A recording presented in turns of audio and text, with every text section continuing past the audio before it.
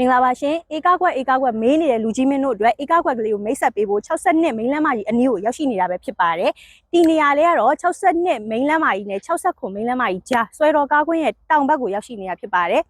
ဟုတ်ကဲ့ရောင်းချပေးမယ့်မြေကွက်လေးကတော့ဒီမြေကွက်လေးပဲဖြစ်ပါတယ်ရှင်4ဧကရှိပါတယ်ခရမ်း2ဧကပါအခြားနည်း2ဧကပါရှင်1ဧကကို3,400ခွဲနှုန်းနဲ့4ဧကရောင်းချပေးမှာဖြစ်ပါတယ်ခွဲပြီးတော့မရောင်းပါဘူးအားလုံးပေါင်း3,800ပါ3,800ပါညှိနှိုင်းလို့ရပါတယ်ဒါလေးကနောက်တစ်ခွက်ပါဒါလေးကမျက်နှာပွင့်ပေ60နောက်280ရှိပါတယ်လဲသာကရန်နဲ့ရမှာပါရှင်69မိန်းလမ်းမကြီးအတင်း146လမ်းအနီးမှာရှိပါတယ်ခေါ်ဈေးလေးကတော့3,900ခွဲညှိနှိုင်းခေါ်ထားပါတယ်ရှင်လမ်းတင်ဖြစ်ပါတယ်ဟုတ်ကဲ့စိတ်ဝင်စားရဆိုရင်တော့ဖုန်းနံပါတ်96134943 4025 999ကိုဆက်သွယ်စုံစမ်းမေးမြန်းနိုင်ပါတယ်ရှင်